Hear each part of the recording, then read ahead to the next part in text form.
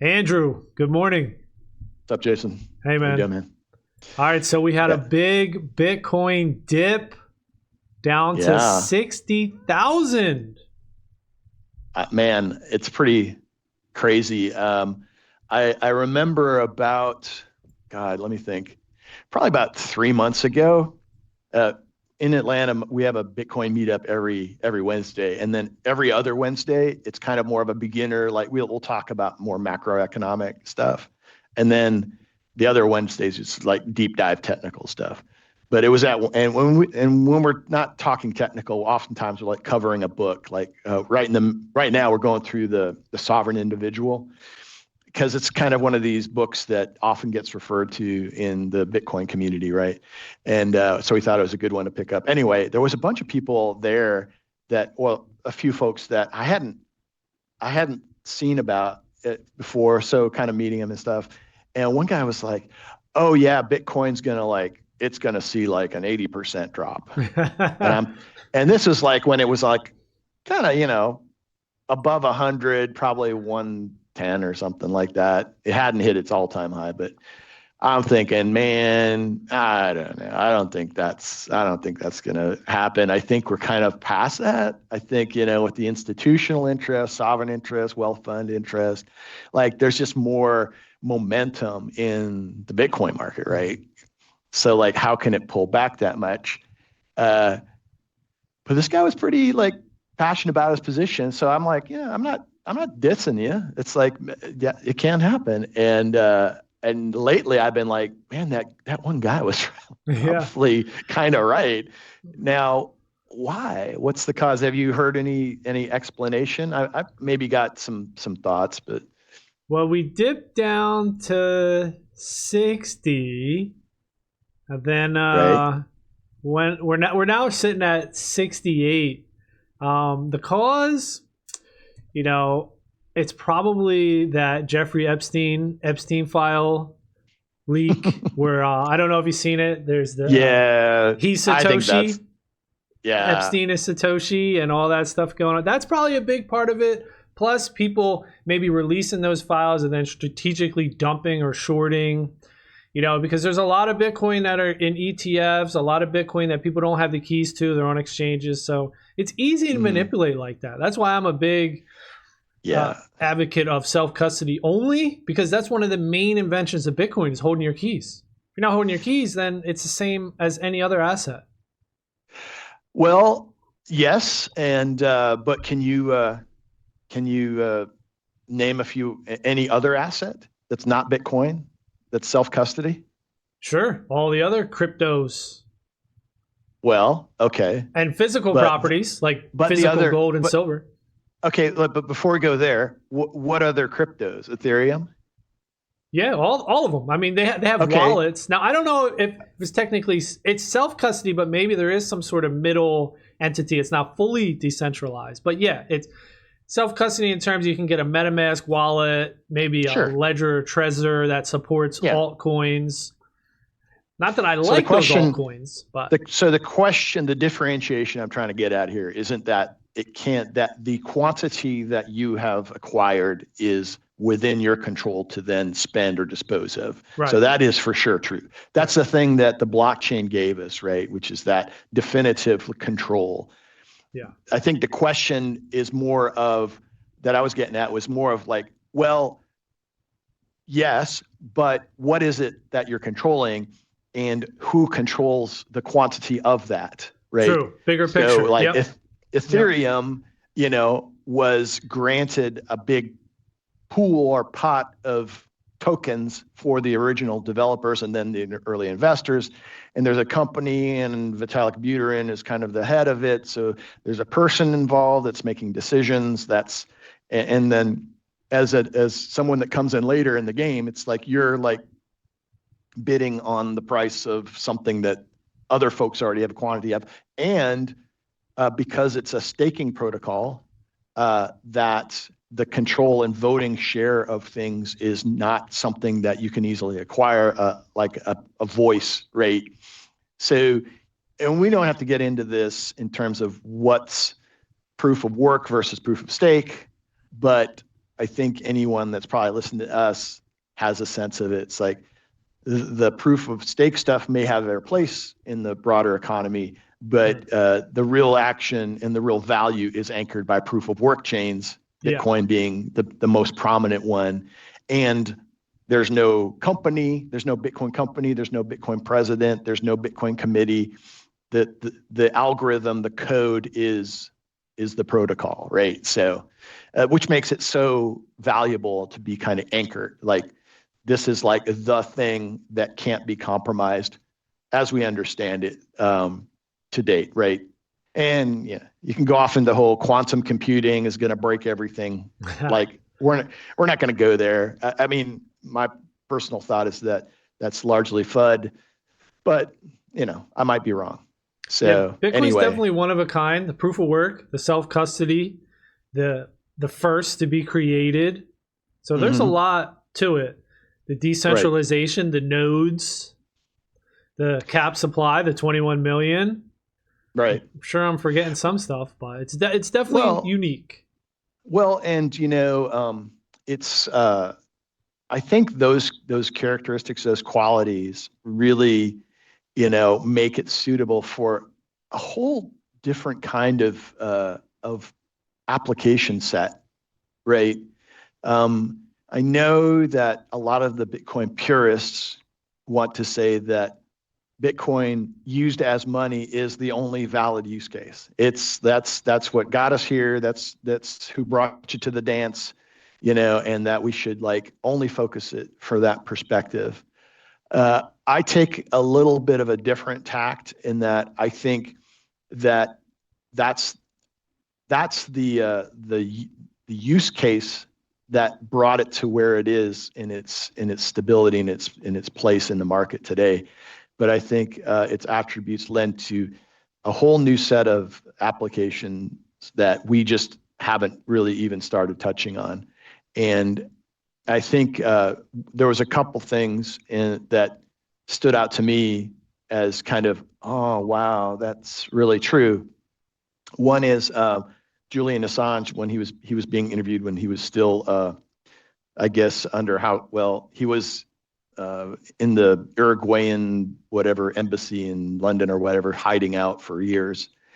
He did this like televised interview, and the guy that was talking to him said, what do you think of Bitcoin? And he's like, Bitcoin is the first thing that proved 1984, George Orwell's book, wrong. And the guy was like, what do you mean by that? Well, in 1984, if you haven't read it or seen at least watch the movie. The movie was actually quite good. But find the movie. Yeah, watch the movie because it's a really good depiction of it. It's like, how everybody always says, oh, the book's so much better than the movie. Well, the movie was pretty damn good. And I thought captured the essence of what the book was trying to say. But anyway, he said, if you control the present, you control the past. And if you control the past, you can control the future. And what does he mean by that? He means that, like, if what we think of as having happened is based on information that we can like put our hands on now, like think books, think documentaries, whatever, then if you can manipulate those things, right? If you can burn the books, if you can go rewrite what's on Wikipedia, if you can kill off the people that, know everything about a certain thing, then you can effectively, in certain ways, you can change what history is. Yeah, that's interesting. As we understand it, right? And if you can do that, then you can like craft perception in the current, zeitgeist, the way people think now, as to where the future needs to go. So by kind of like, Fahrenheit 451, right, burning the books, you can kind of like erase history and or rewrite it in the way that supports what you want people to think about going forward. And what Assange was saying is, like, with Bitcoin blockchain, you can write something on the blockchain that can never be erased.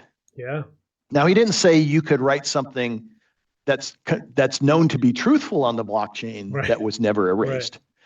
But you can put something wrong, but it can never be erased. That's the thing, right? So if you say, blue is the best color in the world, and you write it on the blockchain, well, somebody can come back later and say, look, green is the best color in the world, but this dude said blue was back at this point. I can't change the fact. I can't go find all the places where that dude wrote it down, scrub all those interviews, use AI to like make him say green is the best color in the world, even though he actually said blue, and then, publish versions of that interview and, whatever. It's like, and I think this kind of gets to the basis of like why Spaces uses the Bitcoin blockchain as its sort of record and recording mechanism at the top level, right? This is why it's such it's unmutable, and it's tamper evident, and other properties of the blockchain, and you need all this mining energy to create new blocks, right? So it's bounded from that. You just can't go say, oh, I'll create my own Bitcoin and I'll start writing stuff that I want to write on it. You can do that. It's just nobody else's. Yeah, you have the burden of getting the rest of the world to go along with you. And that's kind of, it's getting harder. I wouldn't say it's impossible, but it's getting harder and harder to do. Yeah, the immutable nature of Bitcoin is definitely impressive. It's important. So you brought up the color, the green, the color blue, this, that. So it's not necessarily useful for just stating facts or putting pictures on there, right, with the ordinals and the JPEGs that has people going crazy with the spam. So what do you think it is useful for? Some things that come to my mind are timestamping, validating things that happen in the moment, identity verification, validation, signing things. What do you think are some of the useful things? Yeah, I think those are kind of the first things you start thinking about. I'm as you're talking here, I'm trying to typing in open timestamp. Yeah, I've heard of that too on Bitcoin, open timestamps.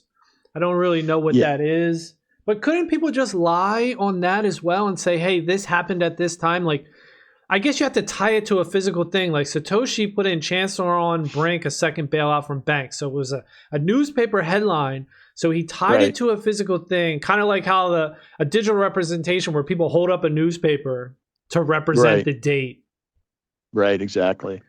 So I'm sharing my screen here, and I brought up open timestamps because I think it's a good example and something that people can kind of get their head around, right?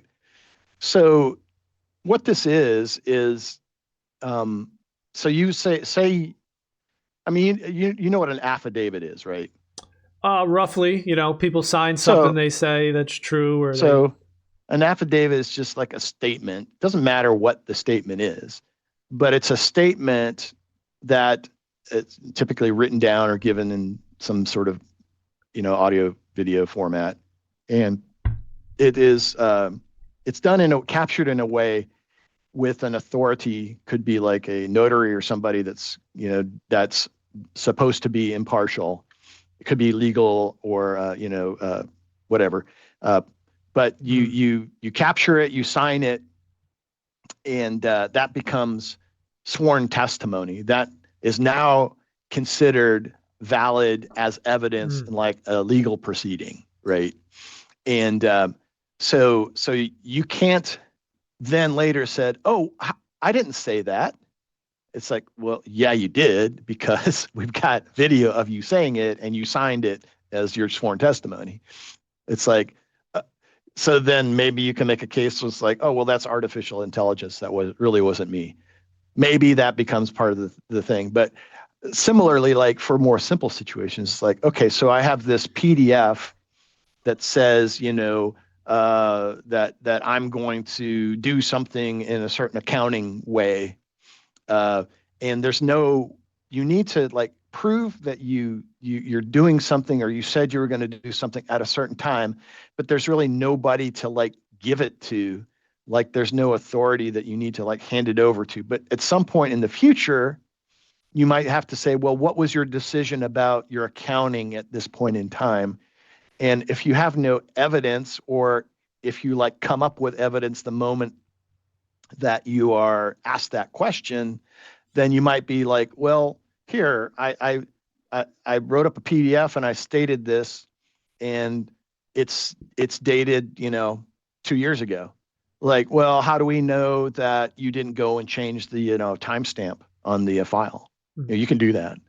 How do Right. we know that you didn't do this yesterday and like just pretend you put the wrong date on there?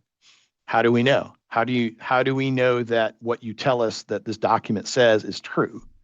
And one way that you there's really no way to prove it unless you like did it maybe back then, and then you spread copies around to like your lawyer and your far-flung relative or something like that, maybe your person you work for, a few other places, and you say, well, go find these other copies and see that they all agree with my copy, and then we're good, right? Maybe, but most people don't think to do that or have that capability. Well, this open timestamp thing says, look, you take a document, doesn't matter where it is, you run a little program on it that gets the hash, which is a very small, cryptographic sort of hexadecimal version of it, and effectively it sends that hash into a little batch. That's these people that run this, kind of on their honor. You take in, well, maybe even if I say how it works, it's you submit it, you run a little thing, and then you submit the result to their thing, and then they don't necessarily write it on the blockchain right then and there, but they batch it up with other stuff that people are doing, other documents, and then within about an hour or so, they put together a batch. They get the cryptographic key for that batch, and then they put that on the blockchain. And then they give you a mechanism to then prove it. So you drag and drop a file, and then it takes care of it. And then you get the cryptographic information about, okay, it's on this block, it's at this place on the block, and it has this cryptographic hash. And that together with your original document gives you complete proof that you made that document exactly as it appears here and hasn't been altered. So now you've got something that's completely certain. It's like this was the case about this at this time. But how do you know it That's wasn't pretty altered? Exactly as it appears where? Open timestamps database? Do they have images of all the documents? Well, they put it on the Bitcoin blockchain. They put the hash of that batch on the Bitcoin blockchain, and then they have a mechanism of verifying that, right? Where you can where you put the document back on their thing, and then you give them the information, and they verify, yes, this document byte for byte is exactly as it appeared at this point in the past. Is there any way to do this without a central, I guess, organization like Open Timestamps? The people that are doing it, can you do this on your own? You could do it on your own. These folks they were trying to promote this idea of being able to do this. So they've kind of built a system to make it easy for you and I to do it. But we could devise something similar very easily. I mean, if you have a wallet, as an example, I'm working on a wallet project now. If you had a wallet that could do a transaction where you could manually put in what they call the op return part of the transaction, some extra data, you could just run an MD5 hash of your file, get that string of hex digits, and then make a quick transaction and put that in the op return code. As long as it's pretty short, it's pretty easy, and it will be in the future still honored. But it's like, then you could say, okay, and you broadcast to the Bitcoin network. As long as it gets mined as a transaction, then if you can say, well, on this block at this offset transaction, here's the ID of it, go look at that thing and you will see this hash that is the exact same hash that I can give you about this document. And so you're effectively doing the same thing for yourself, right? Yeah, it seems really valuable. Yeah, most people aren't set up to be that sophisticated. But it But just there's seems like an nothing that attack says it vector. You could. know, if this gets popular and everyone's going through opentimestamps.org, then people are going to attack them to have them alter. So that seems like that's a failure Well, point. if for some reason, say somebody took them out, right? Open timestamps, maybe the DNS they shut down their or revoked their top level names, open timestamps, and the folks that run .org got mad at them or something like that and took them offline. Or it doesn't even have to be that. Their ISP could say, we don't like what you're doing, and we're going to turn off your account. Your hosting provider, this can happen, can cut you off. The algorithm that does the verification, you could just set that up somewhere else, and then boom, you're back in business. You're back to where you could verify all the existing documents that have ever been gone through this process. So just knocking out open timestamps doesn't invalidate everything that's happened up to that point. That's again going back to the whole value of the blockchain, and in this case the Bitcoin blockchain is like you can't undo that. It exists on the blockchain. There is no going back. In fact, all those like you mentioned, those ordinals, those monkey pictures. There's a block that has like a picture of Trump in it. It's like somebody. It was actually Mara.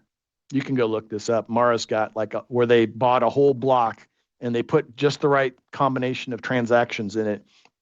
So when you look at it with a block explorer, it shows a picture of Trump. Really? And yeah, which you can say, well, that's a crazy, stupid use of the blockchain. Maybe you're right, but then it gets into this whole dilemma. It's like, well, they paid for it. They paid to the fees to like put that data in the block, and it's just data. And I think it shows. It's like even ledger data about who holds what Bitcoin is just data. Yeah. A ledger is just data. So when we talk about, well, what other types of data are allowed, you start getting into this weird sort of question. It's like, well, who determines what type of data is valuable or not valuable, or offensive or not offensive? Right. Who allows and it? it gets into all this stuff. I mean, we kind of go into this whole discussion, I guess, maybe today, just because it's like it's the foundational sort of premise that Spaces protocol is built on. It's like, let's create a name system, a namespace that is anchored. When we say anchored on Bitcoin, that's what we mean. We mean that it's recorded on the blockchain in a way that is provably this represents that name. In a respectful way, right? It's not bloating the blockchain. UTXO said it's not putting tons of data, minimal data. Like that's very important. Right. Because we care about Bitcoin. We love Bitcoin. We don't want to destroy Bitcoin. So this open timestamps, does it use OpReturn the same way that Spaces protocol uses it? I think it does. So I wonder how the Knots folks feel about this, because I'm pretty sure Jeff Booth has come out and said that he is in favor of open timestamps. And even Knut Swanson, I think his name is, even he might have just bent and said maybe just that one. Because I know Jeff Booth said that he finds it useful to put things like his will on Bitcoin. Right. So again, he's not putting his whole will on it. He's taking a document that expresses his will, and then he's putting that into, he's getting the hash of that document and submitting it into a batch of hashes that eventually, like again, I think it runs like once an hour, or maybe or so, that then cryptographically assures that his hash is valid on this block at this time.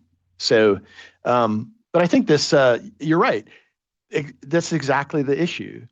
It's like people say these things like, oh, we want Bitcoin to only be money. And I didn't really think we were going to get into this part of the discussion, but hey, it's probably a good time as any. Yeah. Because it's very topical right now. You mentioned knots. You want to explain, do you know what knots is? Yeah, I briefly know, a little bit about knots, where they just want to reduce the relay limit for nodes, transactions, maybe 80 bytes, 40 bytes in op return. But they got something bit 110. They might want to just totally abolish op return. I'm not sure what their plans are. It seems like they're going off the deep end. Yeah. So uh, there's people will, if you study Bitcoin a little bit, you'll run into what's called the block size wars. And that was like years ago, there was this big, and Bitcoin isn't known to be the fastest, most highly, the quickest, something like 7 transactions a second. How is the world going to run on Bitcoin when you can only do that? And it gets into like a block is only created every 10 minutes or so, and how you can only put so much. There's a limit to how much you can put in any particular block. Well, there was a movement back in the day, and I won't get into all the particulars, but there was some camp that said we need to make these blocks a lot bigger. So even though they only come out every 10 minutes, we can put a lot more stuff in them. And that way, we can handle more transactions, more monetary movement, because on the Bitcoin blockchain and native. And then there was other people that said, no, we want to keep them small, because part of the advantage of the Bitcoin network in itself is having lots of people running nodes that are participating in, securing the Bitcoin blockchain. Now, people, if you're not familiar, there's a difference between a Bitcoin node and a Bitcoin miner. A Bitcoin miner is a special piece of hardware that looks for blocks, and it's completely separate topic. We won't get into that, but just understand that when we talk about nodes, we're talking about something that this isn't one. Well, this is actually a miner, but I mean, this is a BitX, but it runs in a similar set. I've got one over here. I can't show it on camera because my cord is too short, but You got something like that. How many BitXs you got?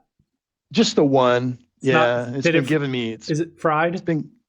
No, it's weird. It was like, it wasn't working well. And I took it, and I at TabConf here in Atlanta, we have TabConf in October, where all the Bitcoin developers come. And I took it and I talked to the guy named Scott that runs the Bitcoin.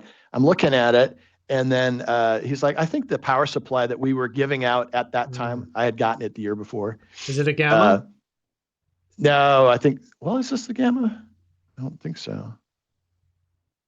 It's a 601. Anyway, it's what they were giving out. Yeah, I think those are Gammas. Or maybe it's 601. Yep.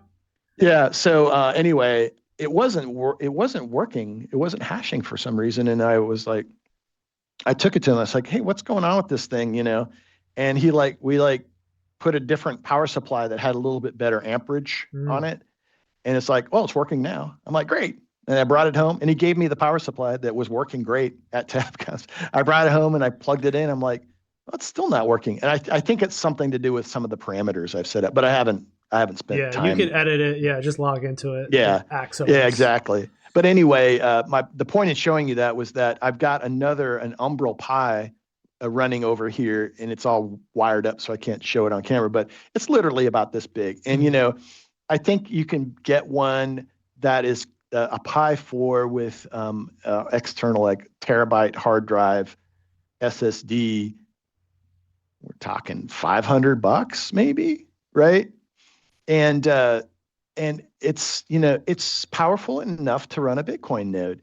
Now, to do that, you can run a Bitcoin node in 2 ways. We can go a full Bitcoin node, which has every single transaction since the one you mentioned, right?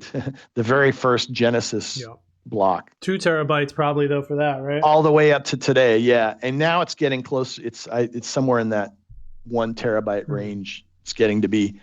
So it's pretty small, modest. I mean, most people who are interested could spend that much money and be helping the network by running their own node. There's privacy advantages for doing that as well, but just the fact that it can be done, you could do it on an old laptop if you want, or something like that. Anyway, back to the wars, the block size wars. If the people who had wanted the bigger blocks had won out at that time, then the number of people being able to run Bitcoin nodes would be smaller, right? And the point was that more nodes is more important than more stuff in the blocks. And that was just finally settled. And the result is that, it's still to this day manageable to have a node running with the full blockchain history on it. Yeah. And running in your home. And if you look into Ethereum as an example, their whole blockchain, it's like terabytes of data. It's like no one can reasonably, unless you're completely crazy, no one can really run an Ethereum node that's a full node. And which means, again, another attribute, it means that these nodes can only be run by like hosted providers that manage this stuff. And if you look into it, you find that for Ethereum, most of the nodes that are running the full thing are actually managed by the same hosting company. Yeah, it's Bitcoin only for me, and Bitcoin will scale in layers. Well, I think the point of going into all this is to kind of say, like, these are all trade-offs, right? Mm-hmm. And Bitcoin has decided that there's certain trade-offs. Well, one of the trade-offs that's come up more recently is like, how much extra data can you put in a transaction? And the Bitcoin Knots is actually a fork of what's called Bitcoin Core, which was the reference implementation of the software that runs on the nodes, not the miners. And a lot of the monetary purists want to say, look, we're going to like change the rules in order to keep the block size small, make sure that only monetary types of transactions make it into new blocks. And the people that are running this Knots, actually, I think it's just still one guy, took the core he didn't write all of this from scratch himself. He takes the reference implementation, and then he modifies it enough to tweak a lot of the parameters and basically set them as default to smaller values, in which case it would then not approve certain larger transactions, larger not in value, but larger in just size. Well, it just wouldn't relay them, right? The nodes wouldn't relay them. Yeah, they'll won't still relay show them up and download once they're mined. If they're mined, but then the question becomes like, if everybody does this, then nothing will get mined and approved. That's true. Fall into this thing. And so there's been a lot of contention about whether or not this is allowed, because like, what does that mean? Is that enough or too much? And another thing, I'll just put this in, is this BIP 110 rate is a new proposal that temporarily limits the size of data fields at the consensus level. Okay, so it's not just relay policy, it's actually changing the consensus. Yeah, so this is like a proposal right now, and it's not, so this isn't like law. This hasn't made its way into the core code that everybody uses yet. And one other thing to mention is that recently the team that works on the original reference, what we call Bitcoin Core implementation, in their last release, they lifted a lot of these limits. So theoretically, the amount of data you could put in this extra field called op return was limited to the size of a block. So it could be huge comparatively. And the fear was that by relaxing those limits, that it would induce incentives to put non-monetary data in the blocks and crowd out monetary data. So that was kind of the discussion. This proposal would kind of make permanent a more restrictive situation. I'll scroll down to this. So they talk about it here a little bit, but how it works. So new outputs will be limited to 34 bytes, except op return, which allows up to 83. So this doesn't even affect Spaces protocol. No, it does not. So Spaces protocol is compatible with Core, with Knots, with BIP 110. Yes. That's good. That's good news. Yeah. And I had one of the developers on a call the other day, and I asked him exactly this, and he was like, yeah. I think he said that a commit, like a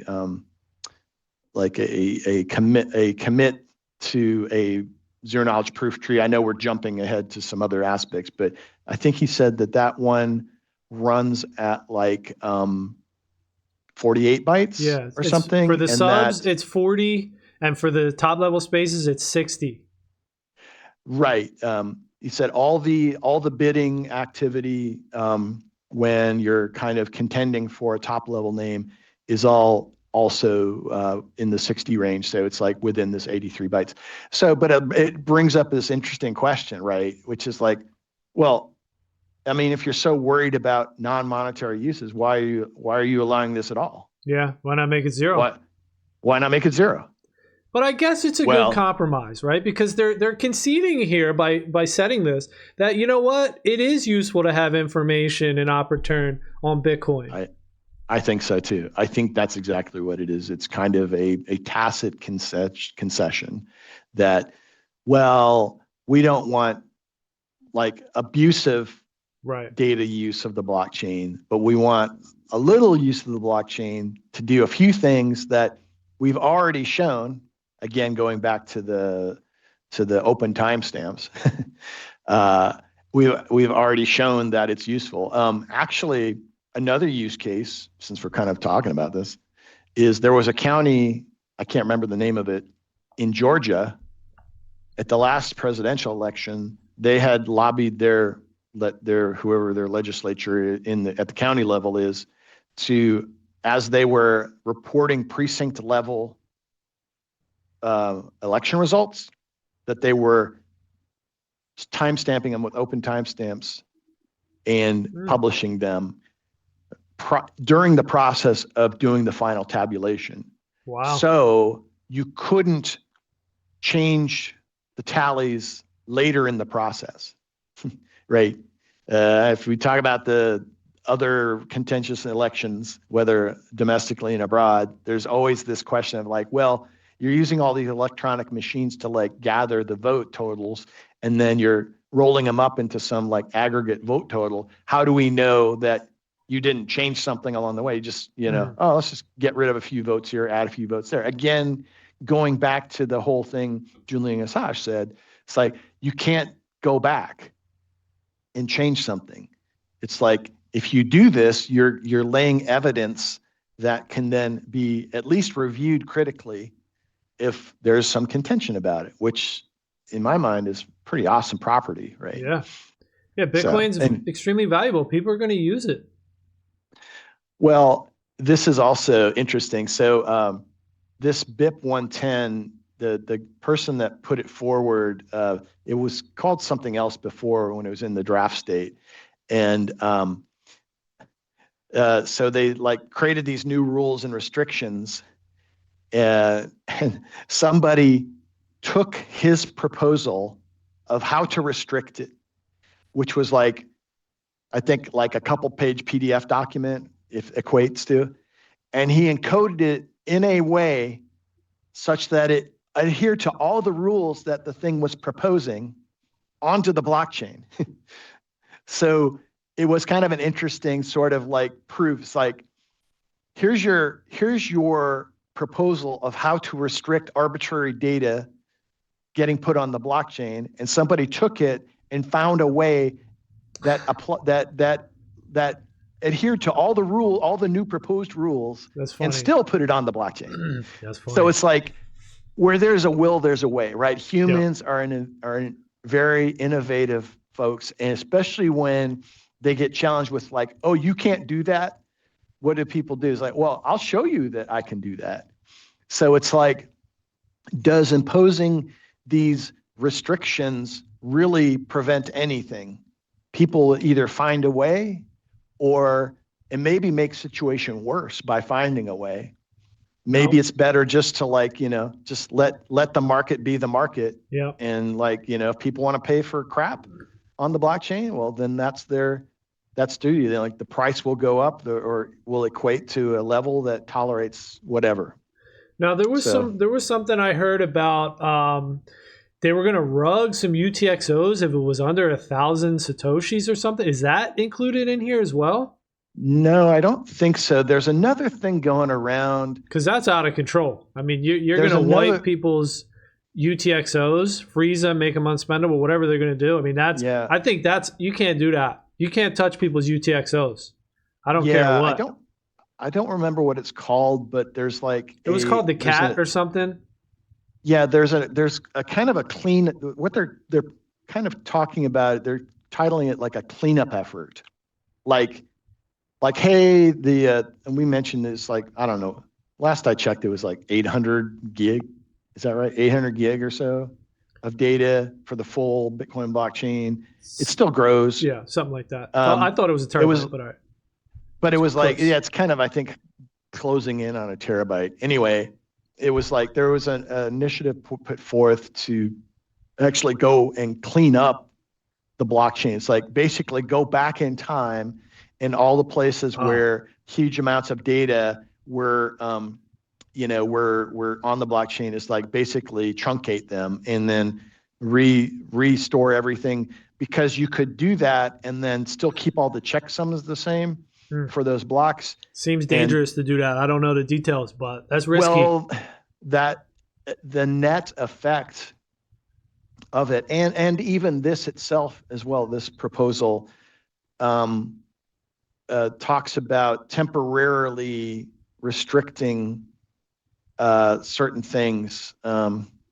Yeah, risk of frozen funds theory. Yes, the proposal goes. Oof. There's.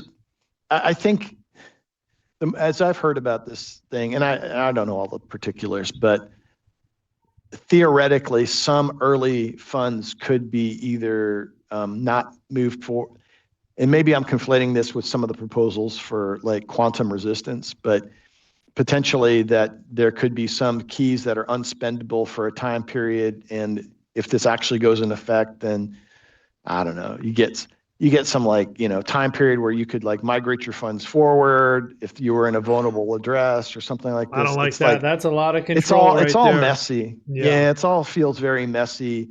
And at the end of the day, all this stuff is like, these are like people deciding stuff, like Hmm. making value judgments about what's worthy and what's not worthy. And I think we've learned that's like when humans make value judgments, then there's always going to be like picking winners and losers, and that's just Yeah. not what Bitcoin's core ethos was all about. And people are So going off the deep end. They're like rug the spammers. They're willing to just rug their UTXOs. These are Bitcoin, we're talking about here. And people are crazy, They grab the pitchforks, ideologically driven. People can get into a cult and do some wild stuff. And in this, I don't know a lot about it, but learning about it doesn't seem that bad. But freezing people's funds, rugging people's UTXOs, man, that mhm. I'm definitely against that. That's crossing the line for sure. Yeah.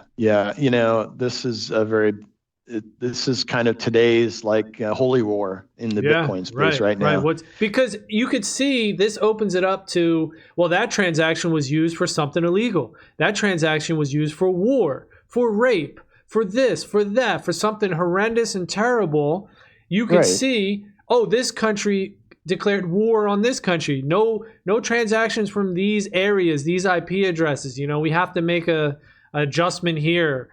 Hmm. Rug, like let's say a country bombs another country, does something horrific, and then the country's going to say rug their UTXOs. Everyone's going to be for it because that country bombed and did something horrific, so everyone's going to say rug their UTXOs. They'll be all for it. Well, we can't allow that type of stuff. That Bitcoin has to remain decentralized, where people can't put these types of controls in place.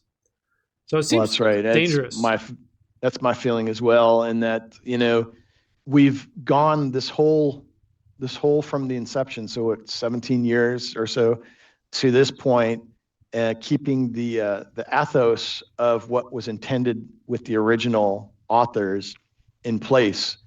And it has grown to serve, and be the only thing that kind of exhibits these properties, no central authority, complete autonomy. Yes, it's not private per se, but that's, one attribute that we've all lived with from the get go. But it's you know, it's crazy, and we'll see. I mean, the block war. The good news is the block wars, I think, resolve to a reasonable state. I think this topic will resolve to a reasonable state. Yeah. Um, and and it's probably not worth all the getting worked up about. Yeah, But it's probably a you nothing know, burger, but it's a people little do concerning. get passionate, and Yeah. I like passionate people. So So real we quick can't. before we move on, I just want to say I'm not necessarily in favor of core either, where they increase the relay policy, opened up to return, They because one of the things is they didn't listen to the community. Like a lot of the community didn't want it and they went ahead and made the change, even though they might say, Right. "Oh, it decentralizes mining better," whatever the reason was. Still the fact that they weren't listening to the people made them feel Community. like they didn't Yeah. have a voice, and now they're like, all right, we're going to make a change, screw you, and it Yeah. created us versus them. Yeah, I think so. And I think you're right. I think that that if there was a really good argument for, and I could say, just letting the free market reign is a good argument. Yeah. But what the core team didn't do was seemingly allow that argument to be made, and they weren't able to express that position in a convincing way in a timely in with time for ample, objection and reaction. They That shouldn't have should forced that it through. Yeah. that dialogue wasn't, they decided that dialogue wasn't, didn't need to happen, and Mhm. this, a lot of this was the response to that. Well, as we kind of like wrap up, I did want to kind of bring it back to spaces a little bit. Yeah. So for those that are listening here, although we didn't really talk about it too much, we're kind of like laying some of the groundwork and premise and the background discussion for it. In future episodes, we'll talk about more about the particulars of Spaces protocol. But this is the main webpage to go to: spaces with an S protocol.org. And yes, it does. I know X has spaces too, so this is not that spaces. But if you're interested, come to this website, and then also go into the docs.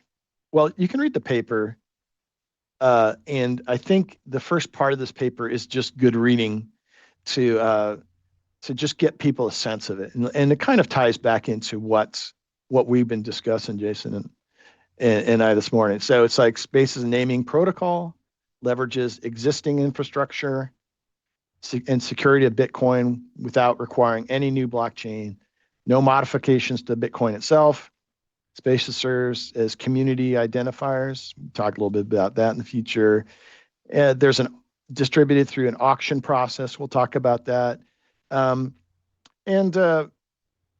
somewhere in here, it talked a little bit about, that the motivations. Maybe it's not in the white paper that Yeah. talked about the motivations. Was it more in the DNS. I'm not in, sure what it said for the motivations, but I in can the think of docs? DNS. Digital ID is coming as well. And we talked about affidavits and signing things online. How are you going to Mm-hmm. prove sign things, with your name, with your Bitcoin address? Spaces Protocol just makes that easy to verify. This is you. This is your identity. You're signing it. You're signing a Nostr. What do they call them on Nostrs? The event, Nostr Yeah, event. yeah, yeah. I think it's the attributes kind of spaces naming is summed up in this first part of the docs. That's what I was looking for here. It talks about how the names are created, to what rate, and how it's done, and comparing it to other earlier efforts. Ethereum had something similar to this and still does. But as we described earlier, it's like Ethereum as a blockchain has certain core consensus differences that we think are, not a good trade-off. So anyway, I think that's probably a good place to leave it for today. For those that are interested, I encourage you to like look into the docs, figure it, just read up a little bit. We're going to be in future episodes, we're going to be talking about probably all these things this is the doc sections, name resolution, subspaces, and how the software works. I'll go back to the